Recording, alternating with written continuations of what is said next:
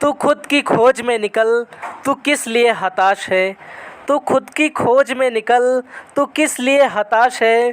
तू चल, तेरे वजूद की समय को भी तलाश है, समय को भी तलाश है। हेलो नमस्कार, जय हिंद, वंदे मातरम साथियों। मैं दिव्य रघुवंशी आप सभी लोगों का स्वागत करता हूं आज की इस वीडियो में।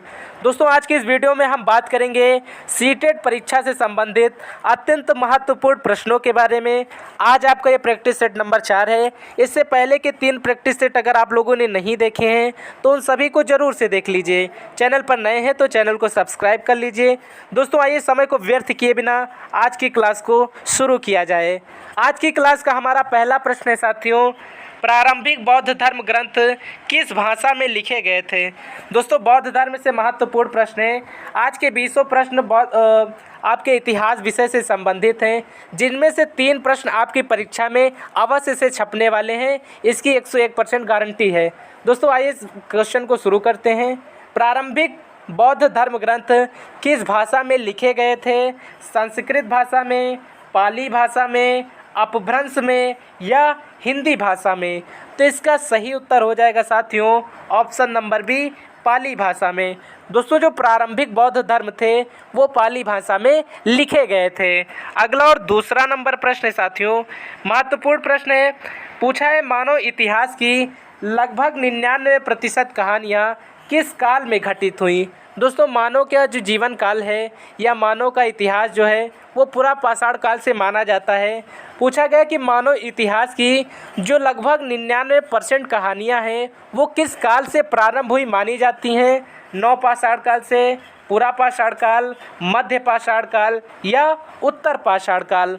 तो इसका सही उत्तर हो जाएगा साथियों ऑप्शन नंबर बी, पूरा पाषाण काल। दोस्तों, मानव इतिहास की जो 99% कहानियाँ हैं वो पूरा पाषाण काल में घटित हुई हैं।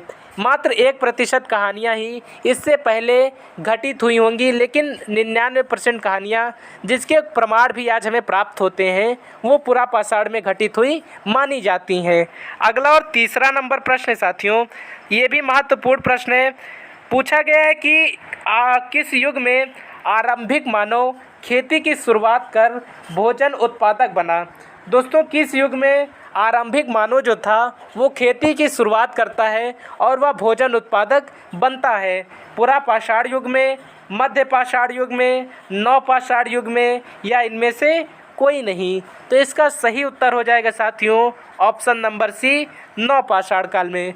दोस्तों, मानव द्वारा खेती की शुरुआत नव पाषाण काल में की गई थी। इसके साक्ष्य आज भी हमको प्राप्त होते हैं।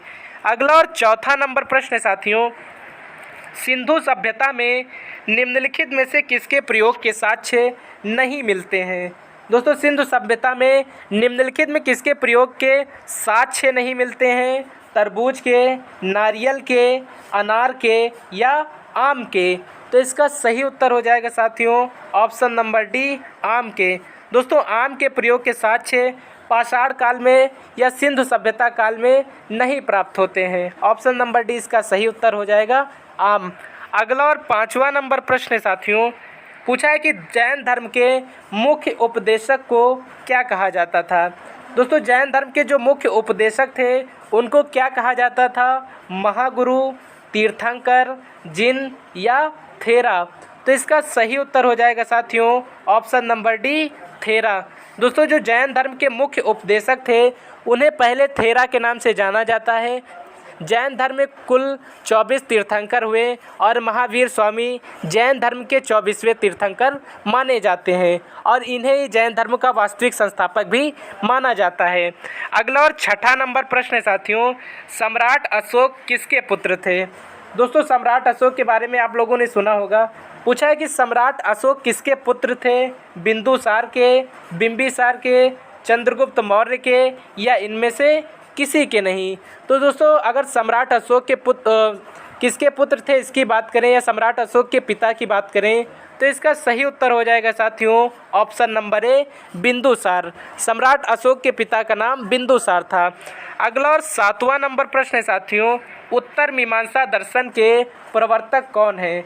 दोस्तों, उत्तर मीमांसा दर्शन की अगर बात करें, पूछा गया कि इसके प्रवर्तक कौन हैं। जैमिनी, चारवाक, बादरायण या वेद व्यास? तो इसका सही उत्तर हो जाएगा साथियों ऑप्शन नंबर सी, बादरायण। दोस्तों बादरायण को उत्तर मीमांसा दर्शन का प्रवर्तक माना जाता है। अगला और 8वां नंबर प्रश्न है साथियों, पूर्व मीमांसा दर्शन के प्रवर्तक किन्हें कहा जाता है? दोस्तों पूर्व मीमांसा दर्शन के प्रवर्तक की अगर बात करें साथियों तो चारवाक, जैमिनी, व्यास या वेद व्यास को माना जाता है। तो इसका सही उत्तर हो जाएगा साथियों ऑप्शन नंबर बी, जैमिनी को।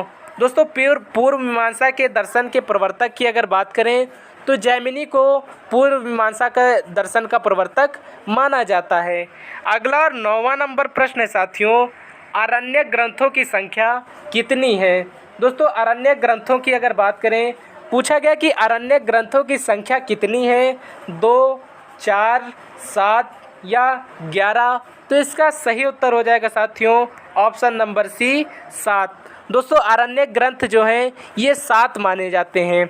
अगला और 10वां नंबर प्रश्न है साथियों, ये भी अत्यंत महत्वपूर्ण प्रश्न है।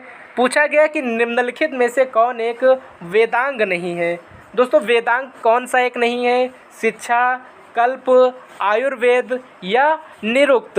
तो दोस्तों शिक्षा, कल्प और निरुक्त ये सभी वेदांग के हिस्से होते हैं, परंतु अगर आयुर्वेद की बात करें तो आयुर्वेद वेदांग का हिस्सा नहीं है। ऑप्शन नंबर सी इसका सही उत्तर हो जाएगा आयुर्वेद। अगला और 11वां नंबर प्रश्न है साथियों, निम्नलिखित बौद्ध ग्रंथों में से कौन सा सर्वाधिक महत्वपूर्ण ग्रंथ माना जाता है? दोस्तों सर्वाधिक महत्वपूर्ण बौद्ध ग्रंथ निम्नलिखित में से कौन सा माना जाता है?